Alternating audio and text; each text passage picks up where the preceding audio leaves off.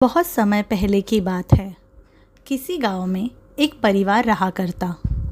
उस परिवार में 7 लड़के और एक लड़की थी। उन बच्चों के माता पिता जल्द ही गुजर गए थे, इसीलिए हर किसी ने जल्द ही अपनी जिम्मेदारी संभाल ली थी। सातों भाई और बहन बड़े प्यार से मिलजुल कर रहते। शुरुआत में उन्हें बहुत कठिनाइयों का सामना करना पड़ा, पर समय के चलते सब कुछ आसान लगने लगा था। भाई बाहरी काम संभालते, जैसे जंगली जानवरों का शिकार करना, घर के लिए अनाज लाना, और उनकी बहन घर के कामकाज करती और घर को संभालती। दिन निकलते ही सातों भाई शिकार पर चले जाते और बहन सबके लिए खाना बनाती और घर के बाकी के काम करती।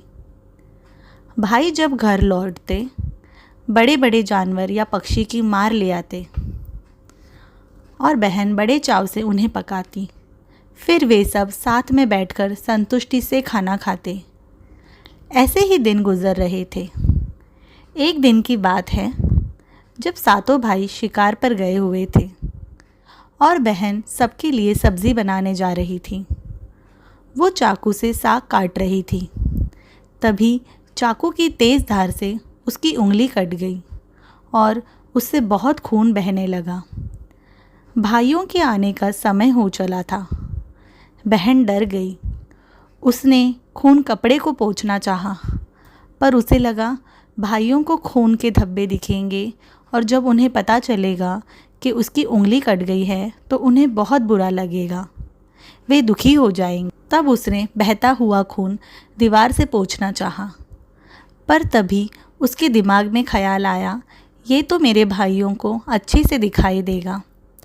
फिर बहन बेचैन होकर इधर उधर घूमने लगी। उसे कुछ समझ नहीं आ रहा था। हड़बड़ाहट में उसने अपना बहता हुआ खून उसी साग से पोंछा जो वो खाने में बनाने वाली थी। शाम को भाई घर आए। मुंह हाथ धोकर सब खाने के लिए बैठे। बहन ने सबको खाना परोसा। सबको खाना बहुत ही स्वादिष्ट लगा। सारे अपनी उंगलियां चाटते रह गए और अपनी बहन की पाक कला की तारीफ़ करते नहीं थक रहे थे।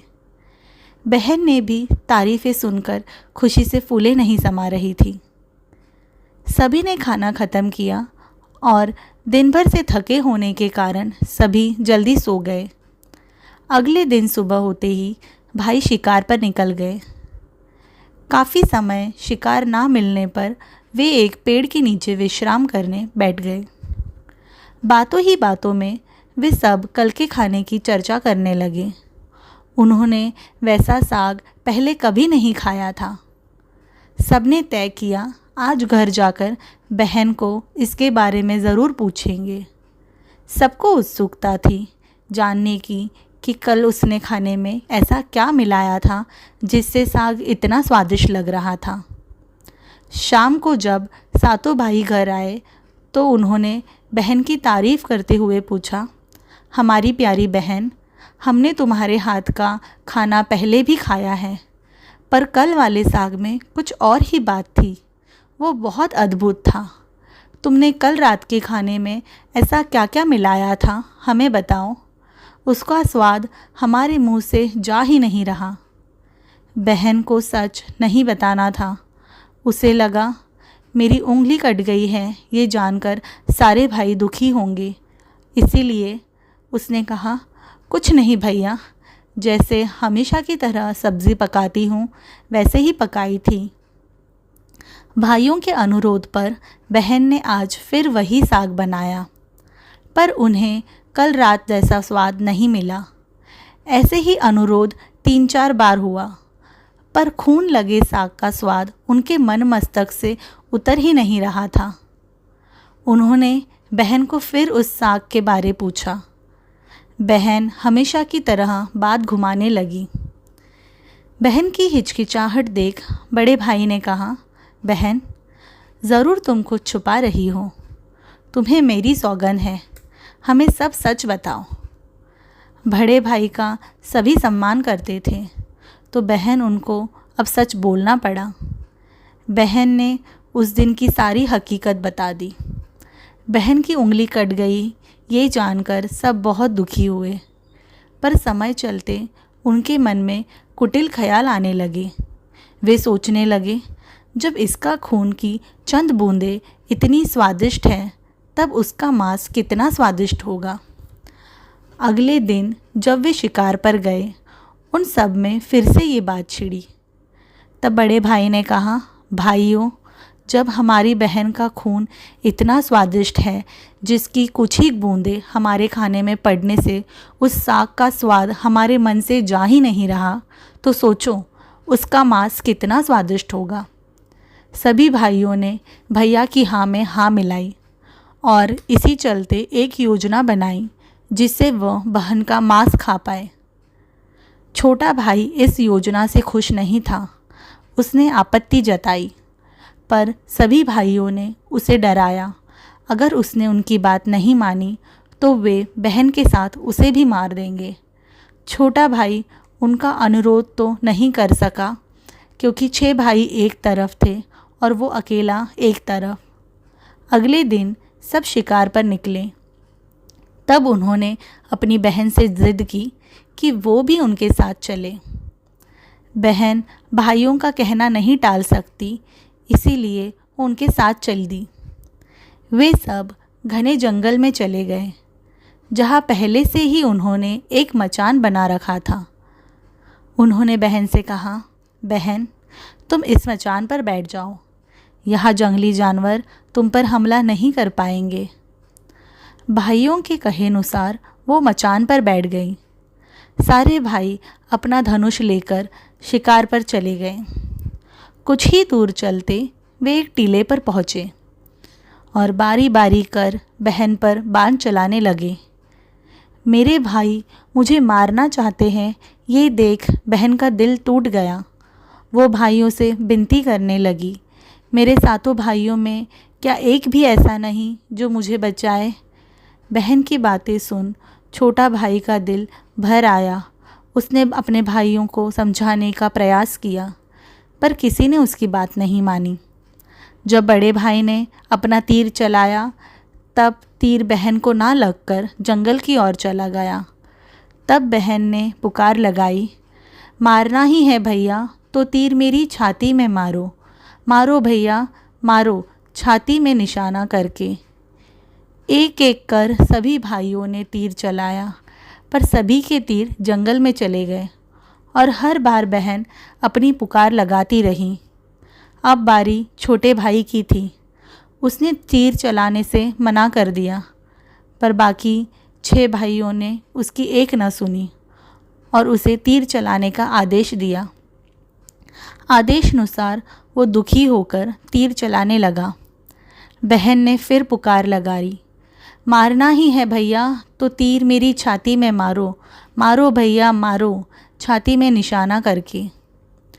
छोटे भाई ने जंगल की ओर निशाना करके तीर चलाया, पर इस बार तीर बहन की छाती में जा लगा और उसी क्षण उसकी मृत्यु हो गई। सारे भाइयों ने इकट्ठा होकर उसका मांस पकाने का इंतज़ाम किया। 6 भाइयों ने मिलकर बहन की बोटी बोटी काट डाली और छोटे भाई को लकड़ी और पानी लाने भेजा। छोटा भाई बहुत दुखी था। उसने बहन का मांस नहीं खाना था, इसीलिए उसने एक योजना बनाई।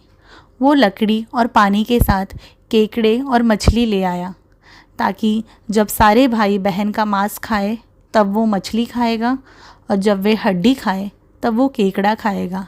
ऐसे में बाकी भाइयों को अंदाज़ा नहीं होगा कि छोटे भाई ने बहन का मांस नहीं खाया। रात को जब खाना परोसा गया, तब छोटे भाई ने बड़े चालाकी से बहन के मांस को पास वाले गड्ढे में डाल दिया और उसे मिट्टी से ढक दिया। जब बाकी भाई मांस खा रहे थे, तब छोटे भाई ने मछली खाई और जब वे हड्डी खा रहे थे, तब उसने केकड़ा खाया। इसी तरह बड़े भाइयों को शक नहीं हुआ। छोटे भाई ने बहन का मांस नहीं खाया। समय के चलते 6 भाइयों की शादी हो चुकी थी। सब अपने अपने गृहस्थी में लग गए और छोटे भाई की शादी होना अभी बाकी थी। जिस जगह बहन का मांस गाड़ा था वहाँ एक बांस का पौधा उगाया। एक दिन संत जोगी वहाँ से गुजर रहे थे। उन्होंने उस बांस के पेड़ को देखा। उसे देखते ही उनके मन में ख्याल आया, इतने सुंदर बांस से जब बांसुरी बनेगी तो उससे कितना मधुर धुन बनेगी। इसीलिए उसने वहाँ से बांस का एक टुकड़ा काट लिया और बांसुरी बना ली। वे जहाँ जहाँ जाते उस बांसुरी की धुन से लोग मंत्रमुग्ध हो जाते। एक दिन संत जोगी उन भाइयों के गांव पहुँचे। सबसे प्रथम वे बड़े भाई के द्वार पर गए और बांसुरी बजाने लगे। पर इस समय बांसुरी ने मधुर ध्वन कर्कश हो गए और जोगी जब भी बांसुरी बजाता उसमें से आवाज़ आती, ना बाज रे बांसुरी ना बाज, ये तो है मेरे दुश्मन का घर। ना बाज बांसुरी, ये है मेरे बड़े भाई का घर। ना बाज बांसुरी ना बाज। ये ध्वनि सुनकर बड़ा भाई डर गया, कहीं उनका राज सबको पता न चल जाए, इसीलिए उन्होंने जोगी को अपने घर से भगा दिया। जोगी धन के लालच में एक एक कर हर भाई के घर गया, पर हर बार बांसुरी से यही कर्कश धुन आती, ना बाज रे बांसुरी ना बाज, ये तो है मेरे दुश्मन का घर। ना बाज बांसुरी, ये है मेरे बड़े भाई का घर। ना बाज बांसुरी ना बाज। एक एक कर सारे भाइयों ने जोगी को भगा दिया। अब संत जोगी छोटे भाई के घर पहुँचे। जैसे ही वो वहाँ पहुँचे, बांसुरी खुद ब खुद करुण स्वर में बजने लगी। बाज रे बांसुरी बाज, ये तो है मेरे सबसे प्यारे भाई का घर। बाज रे बांसुरी, ज़ोर ज़ोर से बाज, ये तो है मेरे छोटे भाई का घर। बांसुरी की मधुर ध्वनि सुनकर छोटे भाई से रहा नहीं गया। उसने जोगी को मुँह मांगी कीमत देकर बांसुरी रख ली। कुछ दिनों बाद छोटे भाई के घर में परिवर्तन दिखाई दिया। वो जब भी काम से घर आता तब सारा घर साफ सुथरा पाता। उसे लगा भाभियाँ आकर घर की सफाइयाँ करती होंगी। एक दिन उसे रास्ते में बड़ी भाभी मिली। उसने भाभी को घर का ख्याल रखने के लिए धन्यवाद किया, पर भाभी ने ऐसा कुछ भी करने से मना कर दिया। छोटे भाई ने एक एक कर सारी भाभियों से बात की, पर भाभियों ने कहा, हमें अपने घर के कामों से ही फुर्सत नहीं मिलती, हम तुम्हारे घर काम करने कहाँ से जाएं? छोटा भाई चकित हो गया। उसने एक दिन योजना बनाई, वो घर से काम पर जाने का नाटक करेगा और चुपके से देखेगा आखिर कौन उसके अनुपस्थिति में घर की साफ सफाई करता है। योजना अनुसार वो सुबह होते ही काम पर निकल गया और पीछे के दरवाजे से चोरी से आकर एक बड़ी चटाई के पीछे छुप गया। कुछ समय बाद उसने जो देखा उसको देख उसकी आंखें खुली की खुली रह गई। उस बांसुरी में से एक लड़की बाहर निकली और सारे घर की सफाई करने लगी। छोटा भाई लड़की की पीठ उसकी तरफ होने के कारण उसका चेहरा नहीं देख पाया। वो ये नज़ारा देख डर गया और हड़बड़ाहट में उसने बांसुरी को जला दिया। बांसुरी को जलाते ही लड़की मानव रूप में आ गई। भाई ने देखा ये तो उसकी छोटी बहन है। दोनों एक दूसरे से गले मिलकर रोने लगे। छोटे भाई ने अपनी बहन से माफ़ी मांगी।